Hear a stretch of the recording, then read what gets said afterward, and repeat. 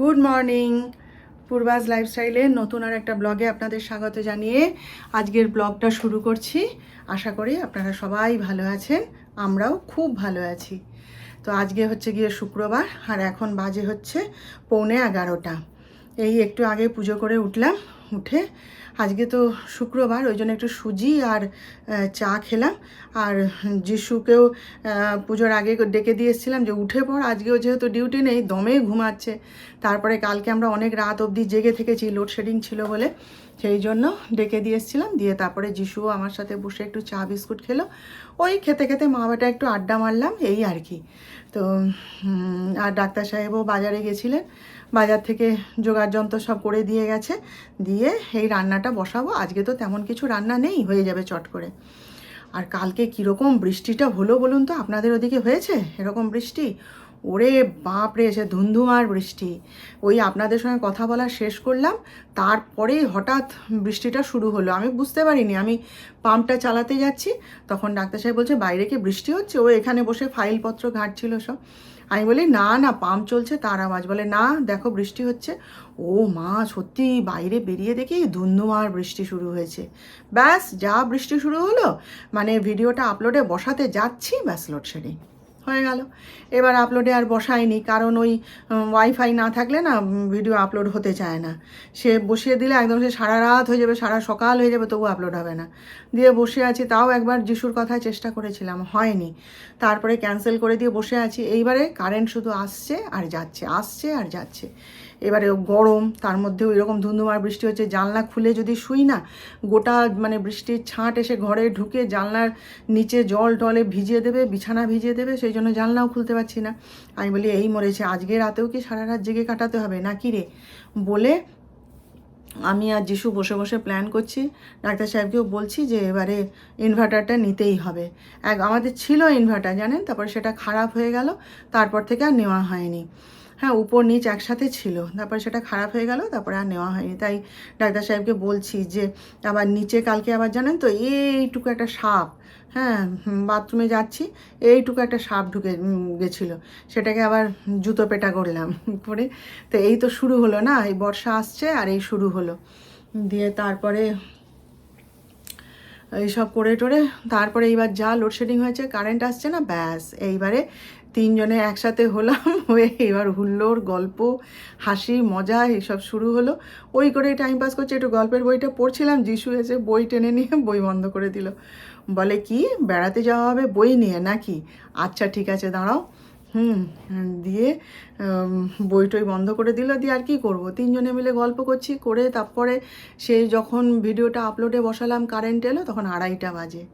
হ্যাঁ, ডাক্তার সাহেব তো বকাবকি করছে, শুয়ে পড়ো, আর কি হবে রাত জেগে আর কয়েক ঘন্টা, তাহলে আর শুতে হবে না, না তাহলে আমি দাঁড়াও বলে ভিডিওটা আপলোডে বসিয়ে শুয়ে দিয়েছি।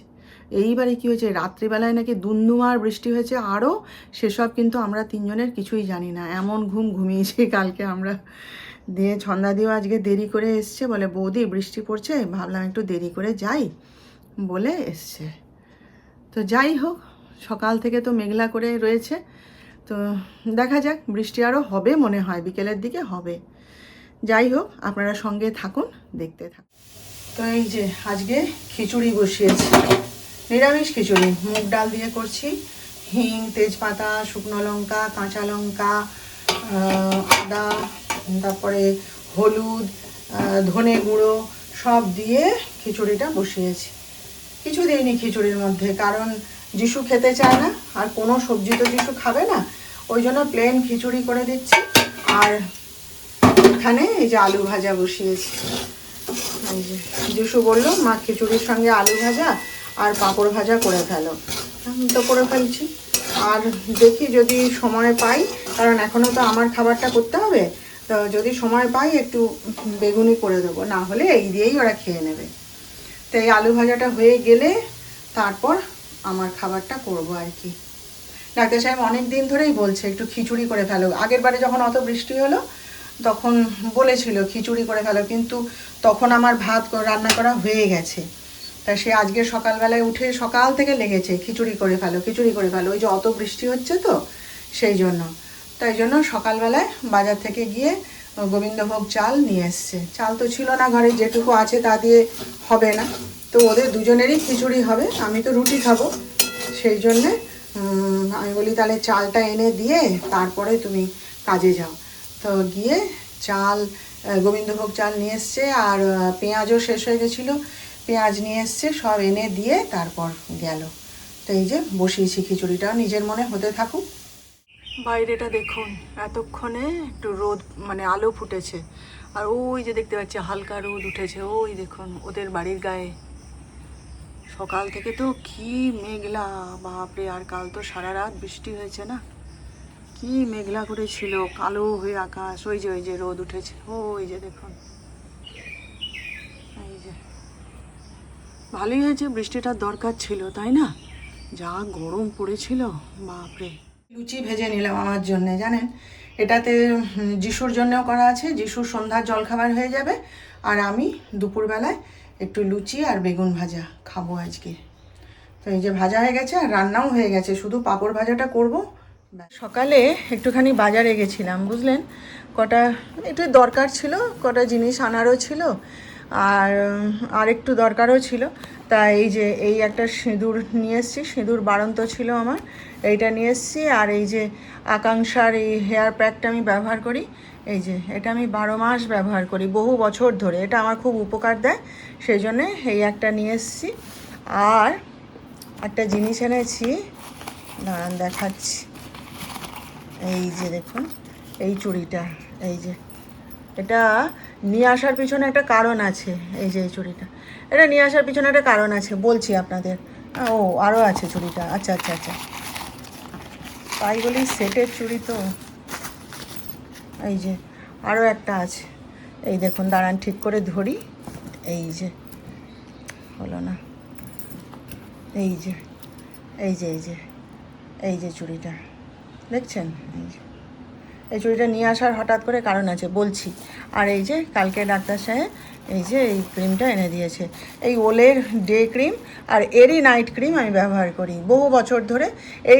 এই ক্রিম দুটো ছাড়া আমি অন্য কোনো ক্রিম ইউজ করি না, আমার স্যুট করে না, আমি এটাই ব্যবহার করি। এই যে, আর আমার দেখা দেখি ওলের নাইট ক্রিমটা দেখি ডাক্তার সাহেবও আজকাল লাগাচ্ছে। কী হয়েছে জানেন, এই যে চুড়িগুলো, এই চুড়িগুলো যখন আমি কিনতে যাই, হ্যাঁ, আমার এক বন্ধুর ভাইয়ের দোকান, হ্যাঁ, তো সেখানে নিয়ে গিয়ে আমায় পরিচয় করে দিয়েছিল। তখন এই চুড়িগুলো যখন আমি কিনতে গেছিলাম, এগুলো আমার শাড়ির সাথে ম্যাচ করা ছিল আর কি, পছন্দ হয়েছিল। তো এইটা যখন আমি কিনতে যাই, তখন সেখানে আর একজন ভদ্রমহিলা উপস্থিত হলেন আর কি, হ্যাঁ, তো হয়ে সেও এরকম এই এই এই সেটেরই চুড়ি, এইরকম সেম জিনিস আরও একটা ছিল, সেটা সে নিল। তো এইরকম সেট দুটো ছিল, এই রকম মানে কালারের আর কি, দুটো ছিল। ওই ভদ্রমহিলা একটা নিলেন, আর আমি একটা নেব বলে রেখে দিয়েছিলাম। তো এবারে সে ভদ্রমহিলা নিজের জন্য তো সেটা নিয়ে তারপরে বলছে কি, বলে আমার জায়ের জন্য একটা দাও, আমার জায়ের জন্য একটা দাও।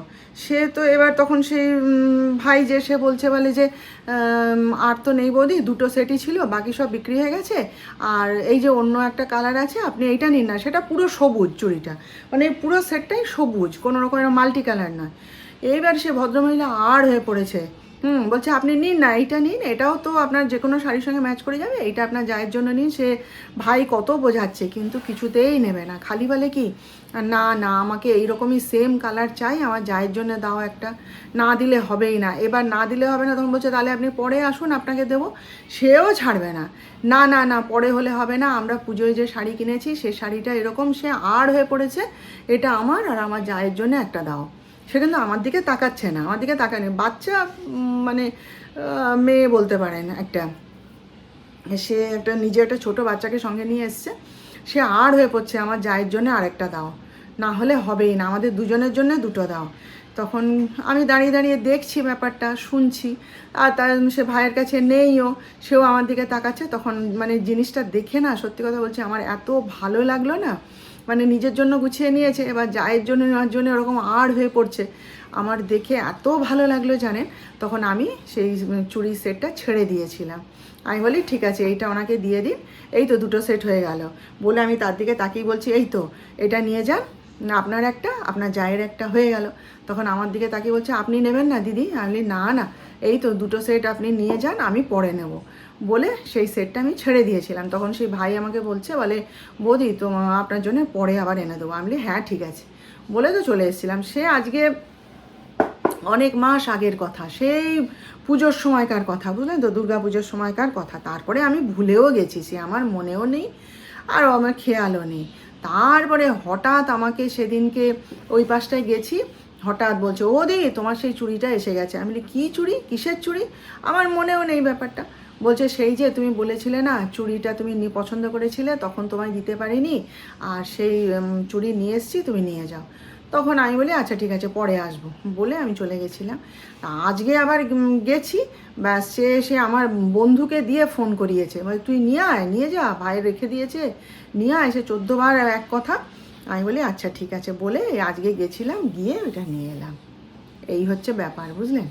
এই যে আমার গোবিন্দকে আজকে এই যে খিচুড়ি ভোগ দিলাম, দেখুন এই যে।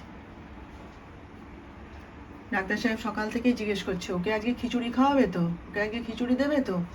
আমি বলি হ্যাঁ দেবো। এই যে আজকে খিচুড়ি খাওয়ালাম ওকে। এই দেখুন একটুখানি চা বসাতে এলাম, জানেন, লিকার চা খাবো। ওই যে আজকে লুচি খেয়েছি না, গাটার মধ্যে কীরকম গুলাচ্ছে। আমার জন্য না ওই শুকনো পোড়া রুটি ওই আমার ভালো, জানেন তো।